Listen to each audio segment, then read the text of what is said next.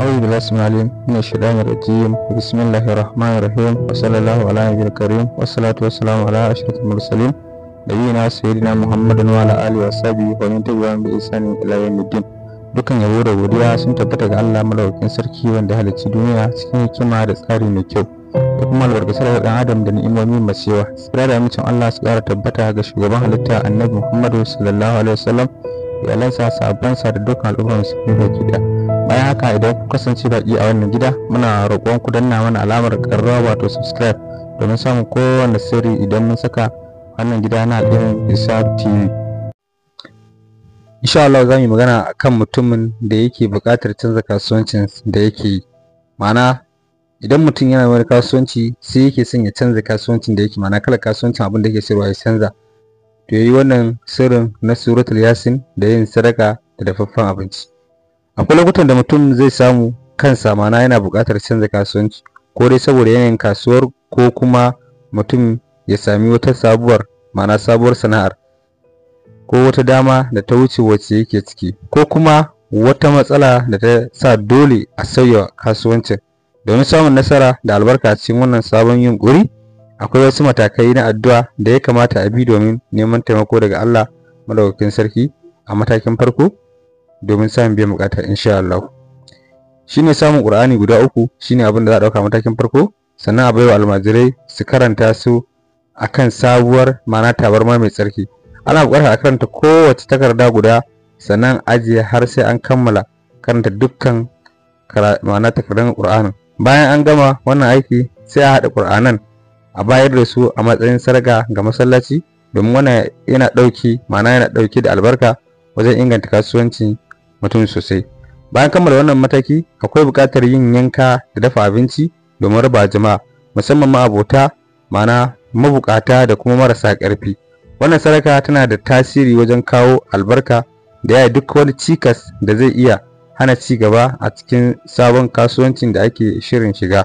Duk wanda yake so ya samu nasara a sabon kasuwancin da zai fara, dole ne ya kasance yana neman yarda Allah subhanahu wataala ta hanyar taimakon wasu da kuma yin kyautatawa ga Allah subhanahu wataala. Wannan ba wai hanya ce ta alkhairi kawai ba, har ma yana taimakawa wajen samun sabuwar rayuwa da kuma kwanciyar hankali a cikin sabon sana'ar da za a shiga. Saboda haka yana da kyau a yi wannan sirri bisa lura da kuma ƙa'idoji.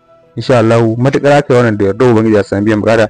Sosai kamar yadda bayani a farko, shine za a samu Qur'ani guda uku, za a karanta sa akan sabuwar tabarma, za a karanta sai a hargitsa sa. Bayan kammala sai a shirya Alƙur'anin a bada sadaka ga masallaci. Wannan almajirai su yin sa, sannan kuma za a yi samun wasu mutane haka ko na gida ne za su iya yin sa a lokaci guda. Yana da muhimmanci idan an kammala ƙa'idarsa, za a yi sadaka da dafaffen abinci da kuma za a samu abin yanka an yanka. Bayan kammala wannan matakai da daddare ana buƙatar mutum ya karanta suratul Yasin kafa 7 tare da saka buƙatar a kowanne mubin idan an zo. Ma'ana ko da sa kai maka addu'an, to wanda suka yi wannan aiki na addu'an za su karanta suratul Yasin kafa 7 tare da saka buƙatar a kowanne mubin.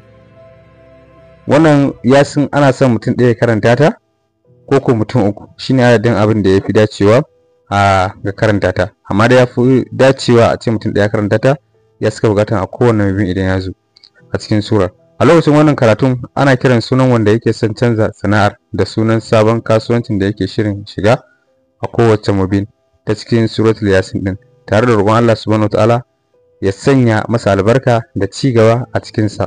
Bayan wannan, da safe idan gari ya waye, sai a yi sadaka da abinci dafaffe ko soyayye domin samun ƙarin albarka. Yin wannan tsari yana da matuƙar muhimmanci domin yana sa mutum ya samu nasara cikin sabon kasuwancin da yake shirin farawa, kuma yana kare shi daga kowane irin cikas da zai iya zuwa gare shi. Wannan shine abu da yake mafi muhimmanci da ya kamata kowane ɗan kasuwa ya gane kuma ya yi aiki da shi. Domin samun nasara, dole ne a bi ƙa'idoji da tsarkake niyya tare da kyautata imani ga Allah subhanahu wataala. Wanda ya yi haka zai ga sakamako cikin ikon Allah subhanahu wataala. Amma rashin tsantsar imani ko shakku na iya hana tasirin wannan sirri. Hakanan kariya daga matsaloli kamar sihiri, jinni ko kambun baka yana da muhimmanci. Mana yana da muhimmanci. Yin addu'a da bin sharuɗa da dagewa kasuwanci zai kai ga biyan bukata da nasara, saboda idan dai akwai wani sihiri a jikinka ko wani sharrin mutum ko na aljani, shi ma zai iya kawo damuwar samun nasarar dukkan wani aikin addu'a da za ku yi. Saboda haka yana da matuƙar muhimmanci a san kasuwancin da za a shiga, sannan kuma a san matakan addu'o'in da ake bi an bi sharuɗan su. Sannan idan ya kasance ana yin irin waɗannan addu'o'i ana ganin ba a samun biyan bukata, to akwai ɗayan biyu a cikin wurin matsalar sihiri ko kambun baka ko kuma matsalar jinnu. Za su cika komai zai iya faruwa, mutum yana yi abubuwan suna lalacewa. Saboda yana da kyau mutum ya san matakin da yake bi da kuma hanyoyi na kariya da yin addu'a da kuma yin bincike domin gane hakikanin matsalar, insha Allah. Alhamdulillah, har kullum daga almajirinku Musa Alfalaki Almasawi. Inda muka yi kuskure muna roƙon Allah shi yafe mana, inda muka yi kuskure kuma na zahiri muna roƙon yanwa a gyara mana, domin har kullum dan adam mai rauni ne. Don neman ƙarin bayani za ku iya biyo mu a shafukanmu na sada zumunta waɗanda muka saka link ɗinsu a description na wannan bidiyo, ko ku yi magana a namban waya kamar haka 09169020915. za ku iya kira ko ku yi magana a WhatsApp. Sannan kada ku manta wajen danna alamar subscribe, sharing da kuma like a wannan bidiyo. Allah shine mafi sani kuma shine mai tabbatar da gaskiya da bayyana mana dukkan abubuwan da suke ɓoye. Mu roƙi Allah ya ba mu nasara a dukkan al'amuranmu kuma ya shirar da mu akan hanya madaidaiciya.